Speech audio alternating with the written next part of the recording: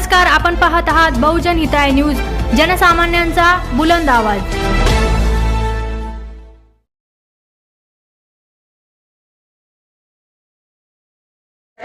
मर्दपणा हरवला ती लाजण्याची कला विसरली। त्याचा मर्दपणा हरवला ती लाजण्याची कला विसरली। शुद्ध मैत्री शुद्ध प्रेमावर व्यभिचारी कळा पसरली। आपल्याच जाळ्यात अडकलेला हा जीव किती लाचार आहे। आपल्याच जाळ्यात अडकलेला हा जीव किती लाचार आहे। हल्ली प्रेमात फार भ्रष्टाचार आहे। कवी संमेलन कुठे फक्त कवयित्री संमेलन हे पहिलं आहे माझं, त्यामुळे स्त्रीवादी कविता घेतलीच पाहिजे। कवितेचं शीर्षक आहे बाईचं जीवन अवघड असतं इतकंच आईनं सांगितलं। बाईचं जीवन अवघड असतं इतकंच आईनं सांगितलं। ऐकून मीही आई झाले आणि कधीच काही नाही मागितलं। बाई सर, आज कवयित्री संमेलनाचं आपण आयोजन केलं आहे, काय सांगा? वाचनालयाने ठरवलं होतं की काहीतरी वेगळं करायचं, एखाद्या पूर्ण करायचं। मागे 2017 साली आम्ही साहित्य संमेलन घेतो। त्याच्या आठवणीखातर आम्ही यावेळेला कवयित्री संमेलन घेतलं। कवी संमेलन महाराष्ट्रात मराठवाड्यात ठिकाणी होतं, पण फक्त कवयित्री संमेलन कुठेही होतं। आम्ही कवयित्री संमेलन करायचं फायनल केलं। सर, किती कवयित्रींचा आज सहभाग झालेला आहे आणि सेशन कसं आहे? आज हे कवयित्री संमेलन 2 सत्राचं, प्रथम सत्र आणि द्वितीय सत्र दोन्ही मिळून 40 कवयित्रींना आम्ही संधी देतो आहे। आणि औरंगाबादेत कवयित्री खूप आहे, त्यामुळे सिलेक्शन करायला आम्ही एक कमिटी नेमली होती। त्याच्यात प्रस्थापित कवी आहेत, ज्यांची पुस्तकं प्रकाशित झाली, त्यांच्या अनुषंगाने त्यांच्या मार्गदर्शनाखाली आम्ही काम करतो। त्यामध्ये एखाद्या प्रसिद्ध कवीचं नाव सांगता येईल आपल्याला?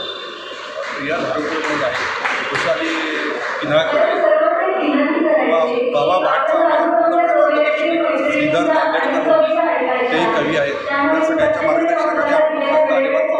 छत्रपती संभाजीनगर जिल्ह्याबाहेरील पण काही कवयित्रींचा सहभाग आहे का? नाही, आज तर हे आमचं प्रथम वर्ष असल्यामुळे आम्ही फक्त औरंगाबादच्या कवयित्रींना प्राधान्य दिले। फक्त एक जण सोगावचे आहे आणि किन्हाळकर सुद्धा मला वाटतं नांदेडचे आहे। आपण काय निकष लावले होते? नाही, छत्रपती संभाजीनगरच्या कवयित्रींना प्राधान्य द्यायचं एवढं डोक्यात होतं, कारण आम्हाला अनुभव फारसा नव्हता, किती रिस्पॉन्स मिळेल याचा अंदाज नव्हता। त्यामुळे आम्ही छोट्या प्रमाणात कवयित्री संमेलन घेत आहे, काय अनुभव आला? पहिलं वर्ष आहे, आपण चळवळीतून आला, वाचन चळवळ चालवत आहे, काय अनुभव आहे? अनुभव म्हणजे कवयित्रींच्या भावनांना वाव मिळावा हा उद्देश होता। पण जर एकंदरीत आम्ही बघितलं तर आमच्या अपेक्षा एवढी गर्दी झालेली ही सत्य परिस्थिती आहे। पण दुपारच्या सत्रात कवयित्री जास्त आहे, सकाळच्या सत्रात फक्त 15 कवयित्री होत्या, दुपारच्या सत्रात 25 कवयित्री आहेत। त्या आपल्या मैत्रिणींना आपल्या ग्रुपला आठवली अपेक्षा आणि म्हणून आम्ही त्याप्रमाणे भविष्यात युवक युवती जे कवी आहेत त्यांच्यासाठी काही घेण्याचं मानस आहे? त्या डोळ्यासमोर ठेवूनच आम्ही गुंजन पाटील या सगळ्यात लहान कवयित्री त्या ऑलरेडी विद्यार्थिनी आहेत आणि त्यांच्या कविता आत्तापर्यंत मला तरी खूप आवडलेल्या आहेत। त्यांना म्हटलं तुम्ही बाकी समाजाच्या वयाच्या हिशोबाने आम्ही ते करतोच आहे। काय झालं, आपल्याकडे आता सोशल मीडियामुळे वाचन संस्कृती जवळजवळ संपत चालली आहे असं म्हणायला वाव आहे। त्यात हे जे कवी आहेत, जे नव कवी आहेत, यांना काहीतरी उभारी देण्यासाठी, यांना काहीतरी सहकार्य म्हणून आपण काही करावं असं आपल्याला वाटतंय। ज्या उभारणाऱ्या आणि नवकवी ज्या करणाऱ्या आहेत त्यांनाच हे व्यासपीठ पूर्ण करायचं आमचा मानस आहे आणि त्या अनुषंगाने आमचं हे पहिलं पाऊल।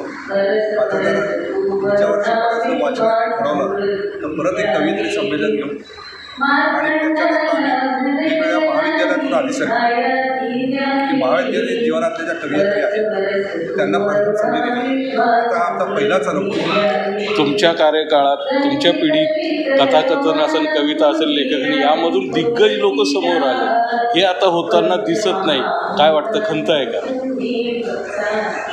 अवघड प्रश्न विचारल्या फारच काय खंत म्हणायला लागेल, पण आशावादी आहे मी, याच्यातून नक्कीच मोठी लोक आणि आजकाल काय हे मोठं व्हायचं म्हणजे कसं, कविता सगळं प्रकाशित करणं आणि तो वाचणं। आजकाल सगळे मीडियावरच वाचतात, त्यामुळे पुस्तक छापायची त्यांची मानसिकताही नसते आणि आर्थिक बाबही नसते. कारण आजकाल सगळ्याच गोष्टी काही वेळेस प्रकाशकच मिळत नाही. हां, आणि प्रकाशक मिळालं तर वाचक मिळालं आणि सगळेजण मोबाईलवर वाचायचा प्रयत्न करतात. तुमच्याकडून छत्रपती संभाजीनगरकरांना मोठ्या कवयित्री कवींची काही मेजवानी मिळण्याची शक्यता आहे.